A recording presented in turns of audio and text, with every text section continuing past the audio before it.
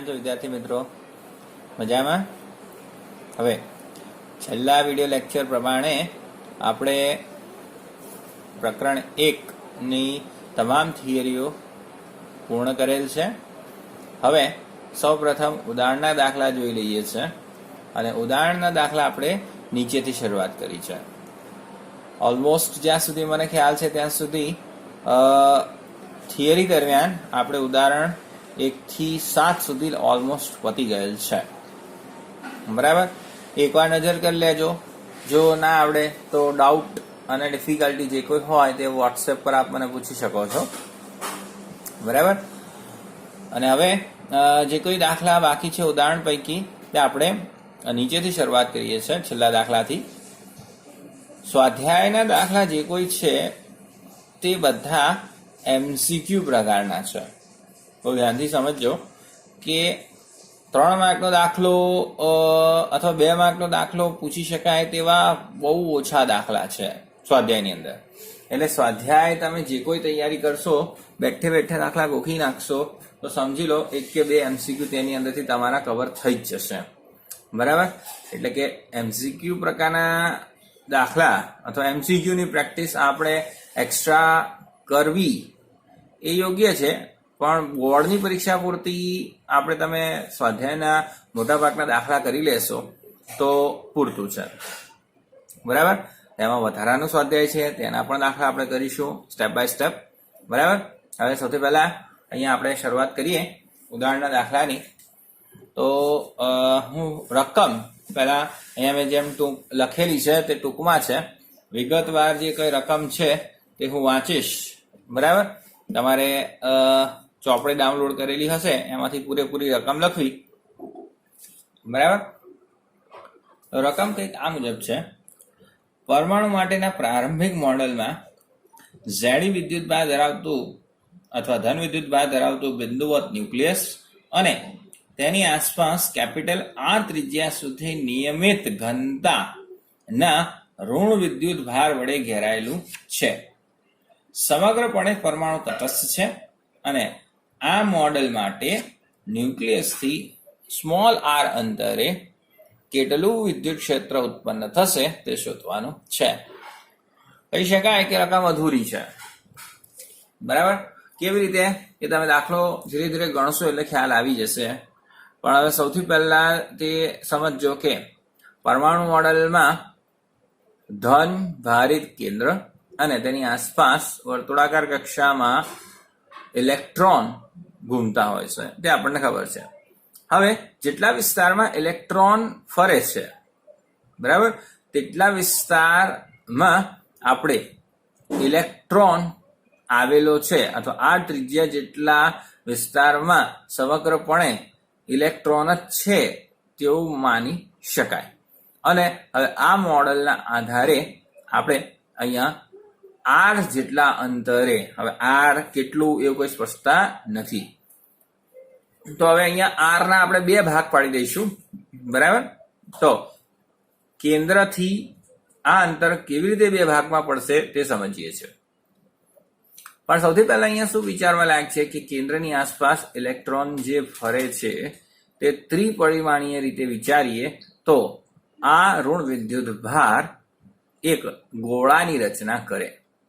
બરાબર, પરમાણુની આસપાસ capital R ત્રિજ્યા ધરાવતો અથવા કેપિટલ R ત્રિજ્યા ધરાવતા વિસ્તારમાં ઋણ વિદ્યુત ભાર સમગ્ર સમાનપણે વહેંચાયેલો છે તેવું કહી શકાય. બરાબર, તો તેની માટે આપણે લખેલું છે પરમાણુ મોડેલની ધારણા અનુસાર પરમાણુના કેન્દ્રમાં +Z જેટલું. બરાબર, Z બરાબર શું છે ત્યાં? પરમાણુ ક્રમાંક. બરાબર, અને તેની આસપાસ R ત્રિજ્યા ધરાવતા વિસ્તારમાં -Z જેટલો વિદ્યુત ભાર રહેલો છે. હવે કુલ વિદ્યુત ભાર ગણો તો કેન્દ્રનો +Z અને આસપાસ -Z, ટોટલ 0. બરાબર, પરિણામે પરમાણુ વિદ્યુતીય શું હોય છે? તટસ્થ હોય છે. હવે અહીંયા આપણે જે વિદ્યુતભાર ઘનતાની વાત કરવાના છીએ તે અહીંયા કદ ઘનતાની વાત આવશે. બરાબર, તો કદ ઘનતાની વ્યાખ્યા પ્રમાણે ρ બરાબર Q એટલે વિદ્યુતભાર ભાગ્યા કુલ કદ. બરાબર. હવે અહીં ઋણ વિદ્યુતભારની વાત કરીએ છીએ એટલે -ZE ભાગ્યા કદ એટલે 4/3 πr3. બરાબર. ઓકે, 3 ઉપર જતા રહેશે. એ એક્સ્ટ્રા સ્ટેપ છે, લખવું હોય તો બી ઠીક, ના લખવું હોય તો બી ચાલશે. બરાબર. તો ρ બરાબર -3ZE upon 4πr3. આ પહેલું સમીકરણ થશે. અહીંયા જ્યારે આપણે ઉપયોગ કરીશું આગળ ત્યાં અહીંયા એનું કારણ બતાવીશું સમીકરણ 1 પરથી.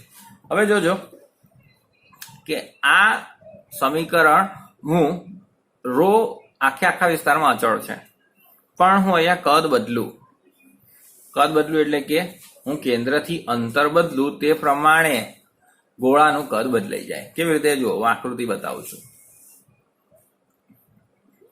હવે આ પરમાણુનું આ કેન્દ્ર છે, બરાબર, જ્યાં સમગ્ર ધન વિદ્યુત ભાર છે, અને આ કેપિટલ આ ત્રિજ્યા ધરાવતું ઋણ વિદ્યુત ભારનું વાદળ અથવા કેપિટલ આ ત્રિજ્યાના વિસ્તારમાં ઋણ વિદ્યુત ભાર જે પથરાયેલો છે તે વિસ્તાર દર્શાવેલો છે. બરાબર. ઓકે, હવે ધ્યાનથી સમજો. ઋણ વિદ્યુત ભાર -ZE કેપિટલ આર વિસ્તારમાં, કેન્દ્ર પરના વિસ્તારમાં +ZE. બરાબર. ઓકે, હવે અહીંયા બ્લેક કલર વાળો વિસ્તાર દર્શાવ્યો છે મેં કે આપણી ગાઉસન પૃષ્ઠ છે. R' વડે બી દર્શાવી શકાય, R વડે બી દર્શાવી શકાય. બરાબર. ચોપડીમાં R આપી છે એટલે R અહીંયા બતાવેલો છે. R પણ કયો? જેની કિંમત કેપિટલ કરતા નાની હોય, એટલે R where less than capital R વિસ્તારની આપણી આ ગાઉસન પૃષ્ઠ દર્શાવેલી છે. ખ્યાલ આવ્યો? ઓકે, હવે ધ્યાનથી સમજજો કે વિદ્યુત ક્ષેત્ર કેન્દ્રથી R પર આધારિત છે. એટલે કે કેન્દ્રથી જેમ જેમ તમે અંતર બદલો, કેન્દ્રથી આ ન્યુક્લિયસની બહાર જેમ જેમ વધતા જઈએ તેમ તેમ વિદ્યુત ક્ષેત્ર બદલાતું જશે. બરાબર. ઓકે, તો આપણે બે વિસ્તાર વિચારી શકીએ. બે વિસ્તાર એટલે કે કેવી રીતે? તો અહીંયા બહારના વિસ્તારમાં એટલે R > R માટે, અને અંદરના વિસ્તારમાં એટલે કે કેપિટલ R થી અંદરના વિસ્તારમાં જ્યાં R R. બરાબર. હવે જો R R એટલે અંદરનો વિસ્તાર, કેપિટલ R કરતા બધા એવા અંતરો કે જ્યાં તમે કેપિટલ R કરતા અથવા કેપિટલ R ત્રિજ્યા કરતા ઓછી કિંમતો છે, અને બીજો R એટલે કે કેપિટલ R જેટલી ત્રિજ્યા કરતી બધી મોટી કિંમતો માટે બહારના વિસ્તારમાં. આ બે વસ્તુ અથવા આ બે પરિસ્થિતિ તમે વિચારી શકો છો. બરાબર. હવે શું કરવાનું છે તે સમજો. બહારનો વિસ્તાર બહુ સરળ છે. અંદરના વિસ્તારમાં સૌથી પહેલા તમારે શું કરવું પડશે તે સમજીએ. તો તમે જે ગાઉસન પૃષ્ઠ વિચારશો તેની અંદર રહેલો સૌથી પહેલા તમારે શું શોધવો પડશે? વિદ્યુત ભાર. તો અહીંયા આકૃતિમાં જુઓ, મેં R' જેટલી ત્રિજ્યા ધરાવતી એક ગાઉસન પૃષ્ઠ લીધેલી છે અહીંયા. બરાબર. તો એની અંદર કેટલો વિદ્યુત ભાર છે તે મારે શોધવાનો, અને મને વિદ્યુત ભાર મળી જાય એટલે વિદ્યુત ક્ષેત્ર તેના વડે કેટલું ઉત્પન્ન થાય તે સરળ છે. બરાબર. કેટલું? KQ/R². સિમ્પલ. બરાબર. Q વિદ્યુત ભાર વડે ઉત્પન્ન થતું વિદ્યુત ક્ષેત્ર KQ/R². રાઈટ. એટલે મારે શું શોધવાનું છે આઈડિયલી? હવે R' જેટલી ત્રિજ્યા ધરાવતા વિસ્તારમાં કેટલો વિદ્યુત ભાર છે તે. બરાબર. હવે જો અહીંયા આકૃતિ પરથી ક્લિયર કટ ખબર પડશે. ધન વિદ્યુત ભાર તો આખો આવી ગયો, પણ ઋણ વિદ્યુત ભાર એ આખા ગોળામાં જેટલો વિદ્યુત ભાર છે એના કરતા કંઈક ઓછો છે, પણ કેટલો ઓછો છે તે ગણવાનું છે. બરાબર. સારું. તો હવે સૌથી પહેલા આપણું ટાર્ગેટ શું આવશે? R' જેટલા વિસ્તારમાં રહેલો Q' હું વડે દર્શાવીશ વિદ્યુત ભાર, અને જે વિદ્યુત ભાર મળશે તેને હું KQ/R² સૂત્રમાં મૂકી દઈશ, જેથી મને શું મળી જશે? વિદ્યુત ક્ષેત્ર. બરાબર. હવે એ વિદ્યુત ભારને અહીંયા Q ને Q' વડે બતાવીશું. ચાલો હવે સૌથી પહેલા લખીએ છીએ કે R R વાળા વિસ્તારમાં R' ત્રિજ્યાની એક ગાઉસન પૃષ્ઠ વિચારેલી છે. આ ગાઉસન પૃષ્ઠ સાથે સંકળાયેલ ફ્લક્સ phi બરાબર શું થશે? તો ER' બરાબર E ગુણ્યા A. A એટલે 4πr². ત્રિજ્યા કેટલી માની છે? r' એટલે r'². બરાબર? ઓકે, આ ફ્લક્સ પૂરતું અહીંયા લખેલું છે. હવે હું શું કરીશ? ભાગ 2 માં મારે શું કરવું પડશે હવે? તો હવે મારે r' જેટલા વિદ્યુતભાર r' જેટલા વિસ્તારમાં સૌથી પહેલા મારે શું શોધવાનું છે? વિદ્યુતભાર. બરાબર? તો q' બરાબર q પ્લસ q માઇનસ. એનો અર્થ શું થયો? કે ધન વિદ્યુતભાર પણ છે, ઋણ વિદ્યુતભાર પણ છે. બરાબર? હવે જો ધન વિદ્યુતભાર તમે કીધું તું આકૃતિ પરથી કે આખો આવી જશે. ધન વિદ્યુતભાર બધો જ છે. બરાબર? એટલે શું લખી દીધું? Ze પ્લસ Ze વત્તા રો ગુણ્યા V'. બરાબર? કેમ? તો જો અહીંથી q માઇનસ ઋણ વિદ્યુતભાર માટે તો રો ગુણ્યા V'. કેમ લીધું? કે V આખું કદ છે, પણ V' r' ત્રિજ્યા વાળા ગોળાનું કદ છે. બરાબર? તો અહીંયા શું લખ્યું આપણે? Rho into V'. બરાબર? ચલો હવે સિમ્પ્લિફાય કરીએ. માટે q' બરાબર Ze તો જેમ છે એમ છે જ. હવે રો ની કિંમત અહીંયા મૂકી દીધી પહેલા તો મેં. બરાબર? સારું, પહેલા V' જોઈ લો. તો V' બરાબર શું આવશે? 4/3πr'³ અને રો. તો રો ની કિંમત આગળ શોધેલી છે. રો અચળ રહેશે આખા વિસ્તારમાં. રો ની કિંમત શું છે? -Ze/4/3πr³. તો રો ની કિંમત અહીંયા મેં મૂકી દીધી. -Ze/4/3πr³. બરાબર? સમીકરણ 1 પરથી મેં કીધું હતું કે જ્યાં જરૂર પડશે ત્યાં લખીશું આપણે. સારું, તો હવે આ આખા સમીકરણમાંથી શું કોમન આવી જશે? Ze કોમન આવી જશે. Ze બહાર લઈ લઈએ તો પહેલા પદમાં શું વધ્યું? 1. બરાબર? ઓકે, અહીંયાથી 4/3π કટ. તો શું વધ્યું? Ze તો જતા રહ્યા બહાર. ઓકે, તો અહીં વધ્યું શું? r'³ ભાગ્યા કેપિટલ R³. આટલું વધ્યું. આવી ગયું વિદ્યુતભાર. હવે સરળ થઈ ગયું કામ. આ q' વિદ્યુતભાર વડે r' જેટલા અંતરે વિદ્યુત ક્ષેત્ર કેવી રીતે શોધાશે? તો E બરાબર kq/r². એટલે kq'/r'². k/r'² સાઈડમાં રાખ્યા. q' જે શોધેલા છે અહીંયા મૂકી દીધા. એટલે કે Ze કૌંસમાં 1 - r'³ ભાગ્યા r³. ક્લિયર? હવે k ની જગ્યાએ 1/4πε0 મૂકી દીધું. આ Ze છે કોમન લઈને બહાર મૂકી દીધું. અને હવે r' છે એને અંદર સમીકરણની અંદર ગુણી નાખીએ. બરાબર? તો જો k જતો રહ્યો એટલે 1/4πε0 આવતું રહ્યું. Ze બહાર આવી ગયું. r' કૌંસની અંદર મોકલી દીધું. તો 1/r'² થઈ ગયું. અને અહીંયા r'³ ભાગ્યા r'². તો એક કટ થઈ જશે. તો ઉપર શું વધશે? r' ભાગ્યા r³. આ તમારો થઈ ગયો જવાબ. હવે બહારના વિસ્તાર માટે બહુ સરળ છે. જો r > r લેવા તમામ અંતરો કે જે કેપિટલ R ત્રિજ્યા કરતા વધારે છે. તો આ વિસ્તાર શું થઈ ગયો? પરમાણુની બહારનો વિસ્તાર. અને ત્યાં ધન અને ઋણ બંને વિદ્યુતભાર કુલ આવી જશે. કેવી રીતે? જો હવે > R એટલે હવે તમારી ગાઉસિયન પૃષ્ઠ આટલી મોટી થશે આખી, જેની અંદર ધન વિદ્યુતભાર બી આવી ગયો આખો અને ઋણ વિદ્યુતભાર બી આખો આવી ગયો. બરાબર? જેમ કે અહીંયા આપણે આ r' ત્રિજ્યા લીધી હતી, ત્યાં ધન વિદ્યુતભાર આખો હતો એટલે +Ze લખી દીધું હતું. પણ -Ze આખો નતો એટલે એની માટે આપણે વિદ્યુતભાર શોધ્યો. પણ હવે બહાર જતા રહો કેન્દ્રથી પરમાણુની એટલે ધન વિદ્યુતભાર ઋણ વિદ્યુતભાર બંને આખા આવી જાય એટલે +Ze - Ze 0. તો ગાઉસના નિયમ પ્રમાણે phi બરાબર 0. કેમ? q/ε0 q0 એટલે બધું 0. માટે વિદ્યુત ક્ષેત્ર પણ શું થઈ જશે? 0.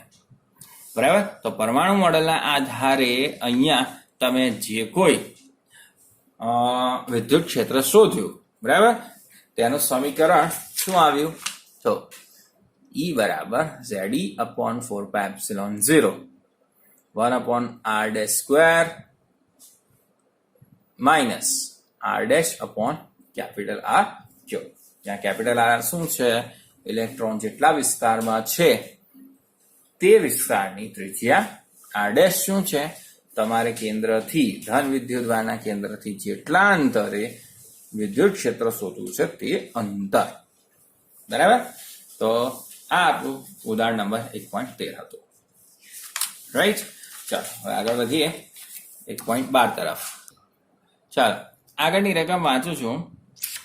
એક વિદ્યુત ક્ષેત્ર ધન x માટે એટલે કે ધન x દિશામાં સમાન છે, તેમજ ઋણ x દિશામાં પણ તેનું મૂલ્ય તેટલું જ છે.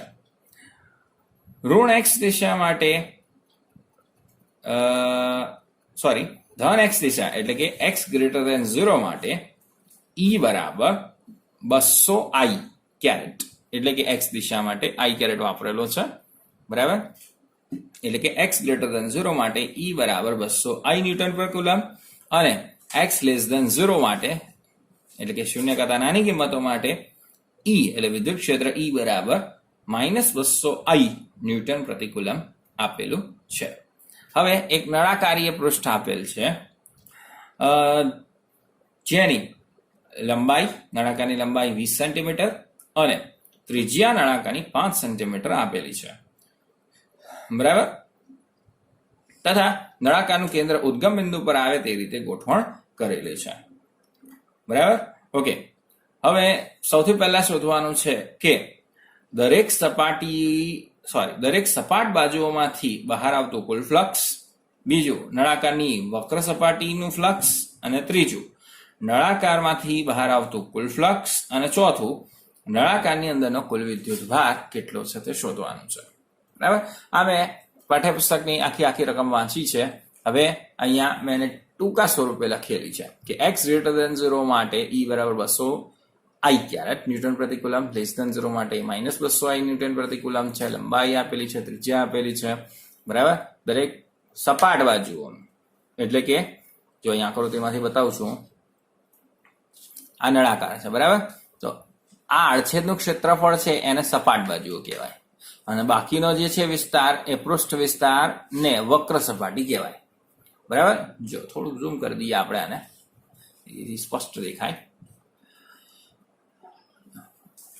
ઓકે, દેખાય છે હવે?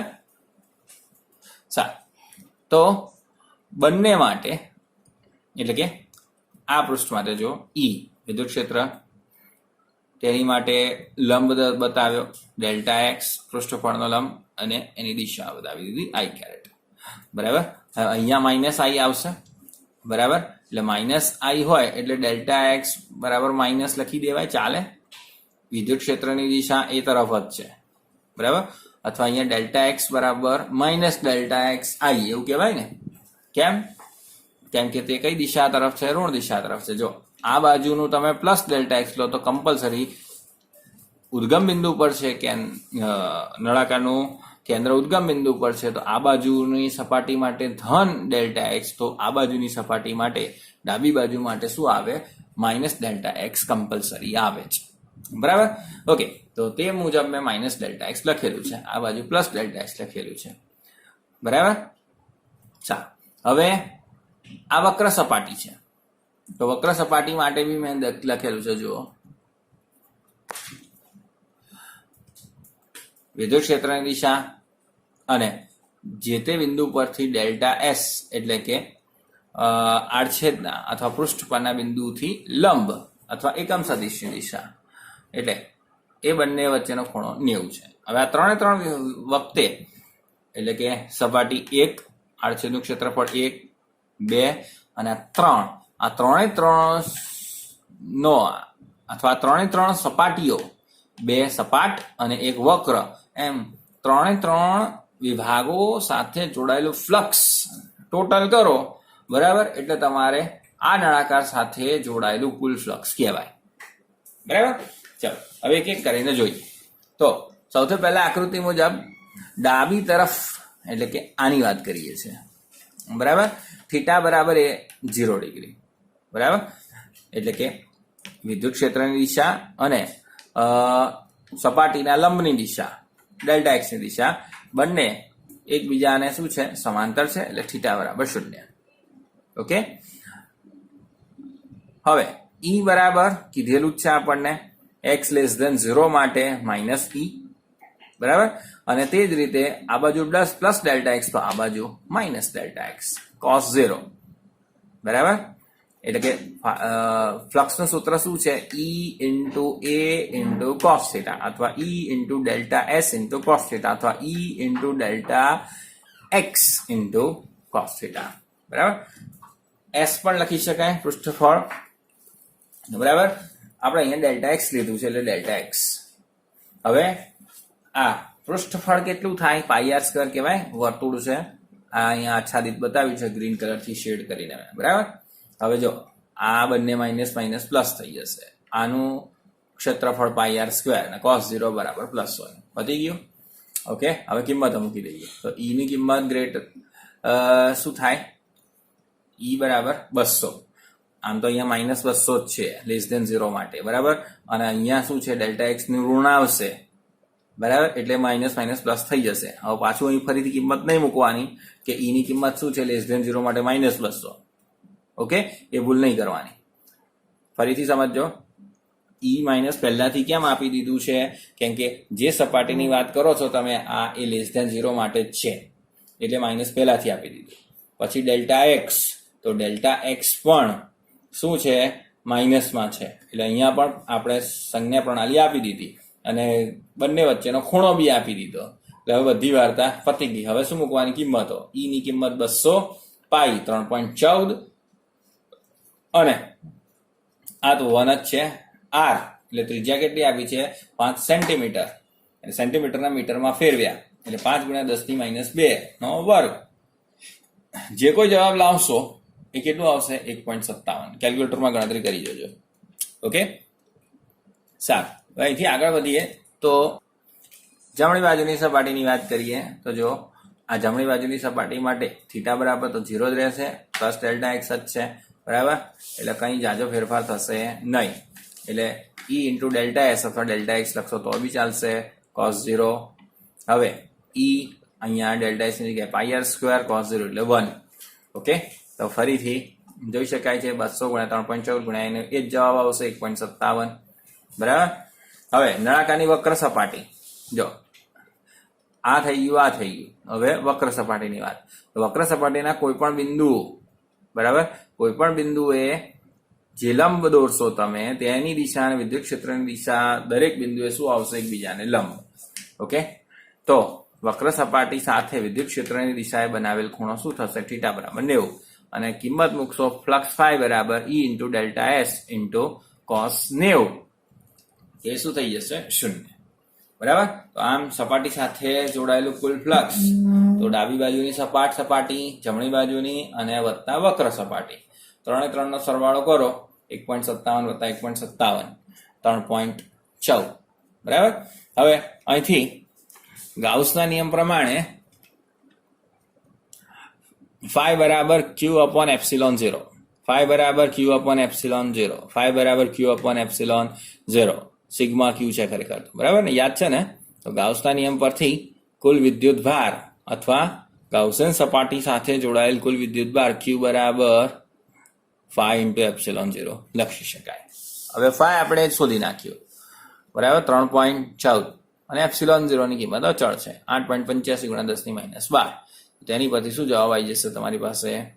2.78 × 10⁻11 કુલમ. ઓકે. તો આ તો તમારો 1.12. 1.11 તરફ જઈએ. જો વિદ્યુત ક્ષેત્રના ઘટકો EX આલ્ફા × x⁻1/2 EY અને EZ 0 છે. આલ્ફાની કિંમત આપી દીધી છે તમને 800 ન્યૂટન પ્રતિ કુલમ × મીટર⁻1/2. અહીંથી નીચે જશે આલ્ફા બરાબર શું થશે?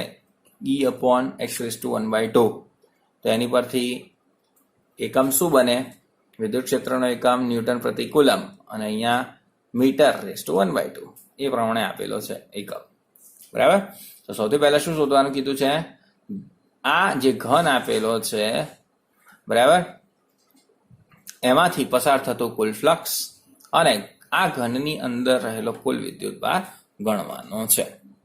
આકૃતિ તમને આપેલી જ છે, ધ્યાનથી સમજજો. બરાબર. અહીંથી આ પાછળની એજ છે, બરાબર, તેનીમાંથી પસાર થતી એક્સ અક્ષ બતાવેલી છે.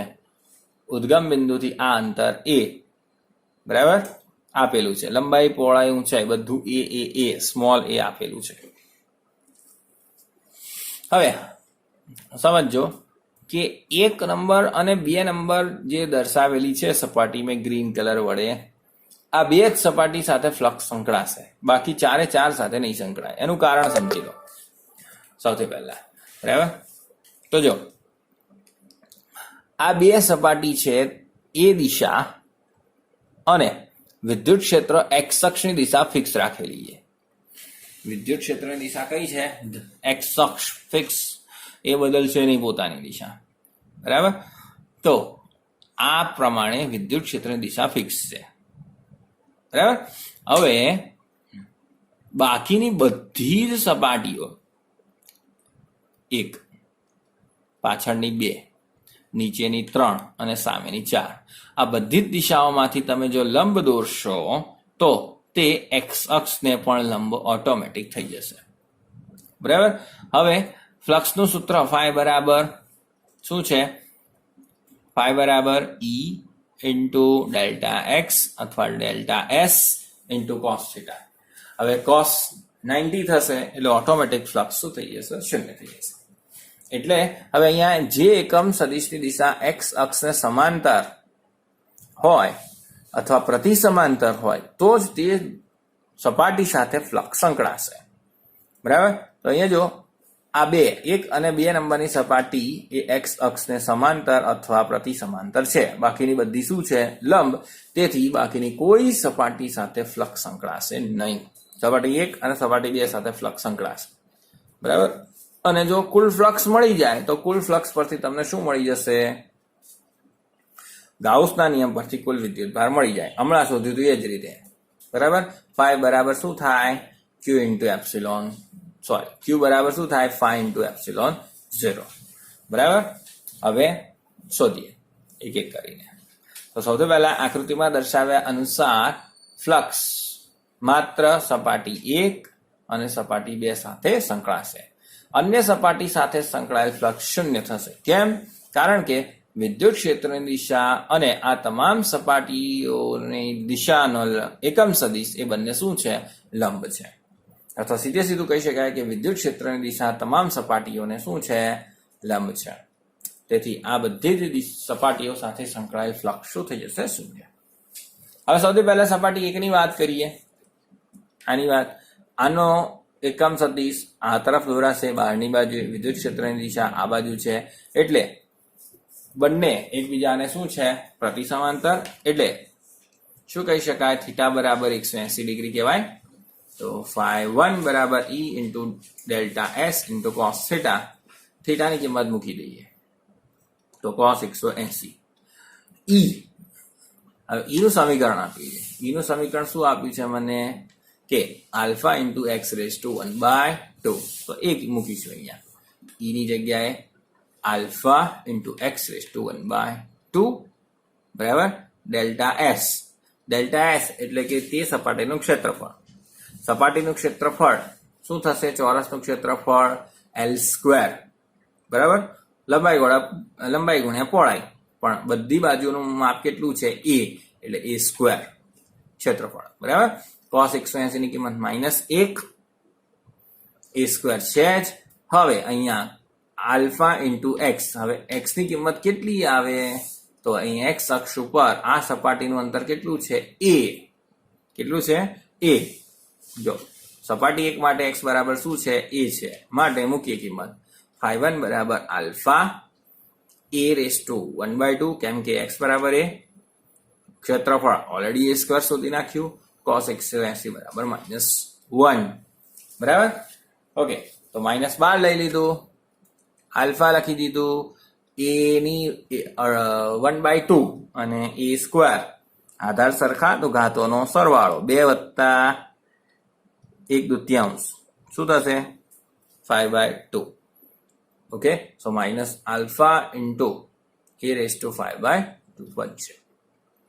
સપાટી 2 માટે જોઈ શકો છો તમે વિદ્યુત ક્ષેત્રની દિશા અને એકમ સદિશની દિશા બંને શું છે? સમાંતર. થીટા બરાબર 0. પણ અગત્યનું શું છે કે આ સપાટી ઉદ્ગમ બિંદુથી કેટલા અંતરે છે? તો આટલું a અને પાછું a, એટલે ટોટલ 2a. કેટલું a? 2a. કેટલું a? 2a. તો હવે અહીંયા phi બરાબર શું થશે? E નું સૂત્ર a એટલે ક્ષેત્રફળ ઇન્ટુ cos થીટા.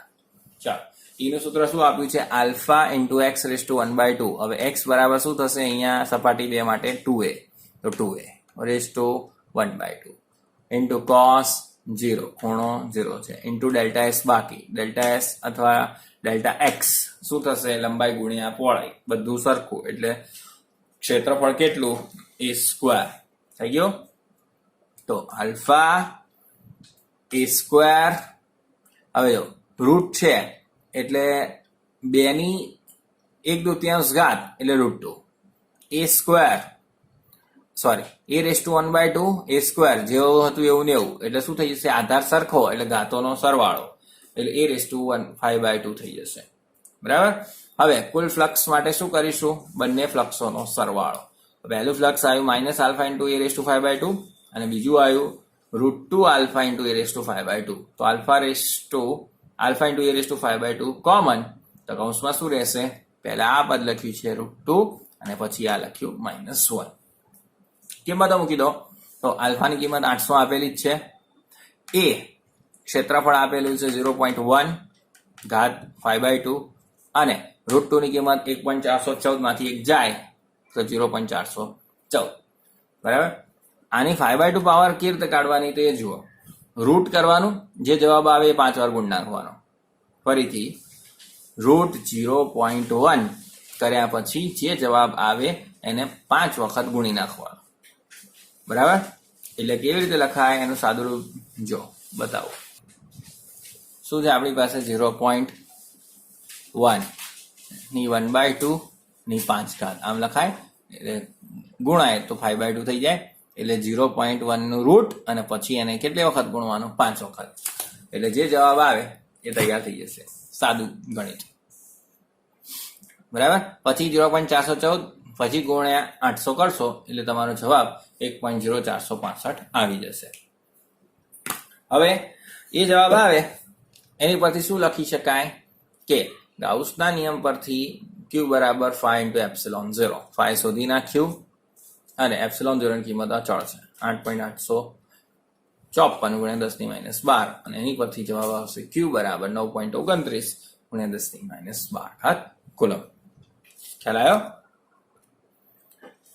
આગળ દાખલો જોઈએ 1.10. બે વિદ્યુત ભારો ±10 માઇક્રોકુલમ એકબીજાથી r બરાબર 5 મિલીમીટર અને મેં પહેલાથી જ ફેરવી નાખ્યા છે 5 ગુણ્યા 10⁻3 મીટરે આકૃતિ મુજબ ગોઠવેલ છે. હવે અહીંયા આ બનશે ડાયપોલ. તેથી પહેલું, ડાયપોલની અક્ષ પરના બિંદુએ 15 સેન્ટીમીટર દૂર કોઈ બિંદુએ વિદ્યુત ક્ષેત્ર અને ડાયપોલના વિષુવ વિસ્તારમાં એટલે કે તેના મધ્ય બિંદુથી એક્ઝેક્ટલી 15 સેન્ટીમીટર દૂર બીજું કોઈ બિંદુ આપેલું છે તે વિસ્તારમાં તમારે વિદ્યુત ક્ષેત્ર શોધવાનું છે. બરાબર. તો હવે સૂત્ર આવડતું હોય તો બહુ સરળ કામ છે. ડાયપોલ વડે ઉદ્ભવતા વિદ્યુત ક્ષેત્રના બે સમીકરણ તારવ્યા હતા આપણે. એનો આ અનુપ્રયોગ છે કે ડાયપોલની અક્ષ ઉપર કેટલું વિદ્યુત ક્ષેત્ર ઉત્પન્ન થાય તો તેનું સૂત્ર શું તારવ્યું હતું તમને યાદ હોય તો 2kp/r³ અને ડાયપોલના વિષુવ વિસ્તારમાં કેટલું વિદ્યુત ક્ષેત્ર ઉત્પન્ન થાય ડાયપોલ વડે તો જવાબ હતો 2 નીકળી જાય kp/r³. બરાબર. હવે સીધી કિંમત મૂકી શકો તમે જાતે બી અને જવાબ લાવી શકો છો. ચાલો હવે અહીંયા આકૃતિ બતાવીએ. ધન વિદ્યુત ભાર બરાબર ઋણ વિદ્યુત ભાર -10 માઇક્રોકુલમ અને +10 માઇક્રોકુલમ. તેના મધ્ય બિંદુથી કોઈ એક પી બિંદુ કે જે 15 સેન્ટીમીટર દૂર આપેલું છે તમને. બરાબર. એ બિંદુએ શું શોધીશું? વિદ્યુત ક્ષેત્ર શોધીશું. બરાબર. ઓકે. તો આકૃતિમાં આપણને જે આપેલી છે તે પ્રમાણે અહીં બનાવી દીધી આપણે. હવે જો ક્યુ જેમ છે એમ લખી દીધા. 2a એટલે કે તેમની વચ્ચેનું અંતર 5 મિલીમીટર આપેલું જ છે. 5 × 10⁻³ લખી દીધું. આની ઉપરથી આપણે ડાયપોલ મોમેન્ટ ગણી નાખી પહેલા. p બરાબર શું થાય? Dipole moment 2a into q. બરાબર.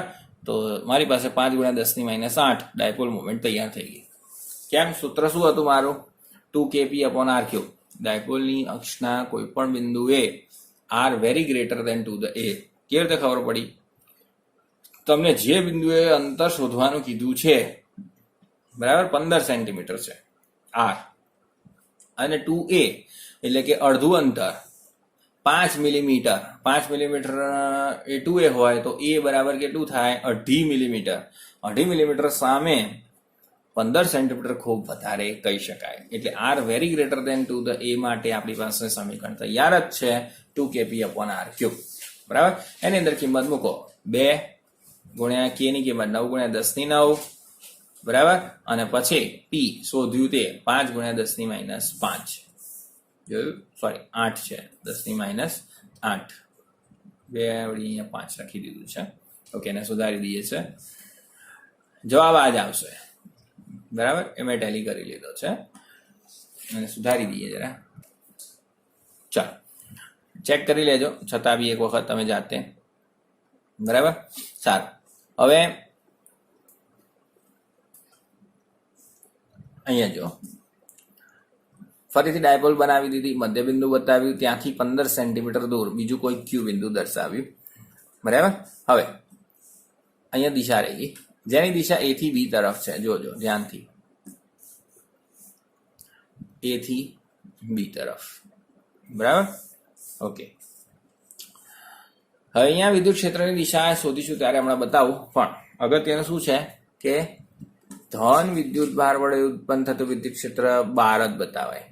ઋણ વિદ્યુત ભાર વડે ઉત્પન્ન થતું વિદ્યુત ક્ષેત્ર તે દિશામાં જ, એટલે ઋણ વિદ્યુત ભાર તરફ જતું જ બતાવાય.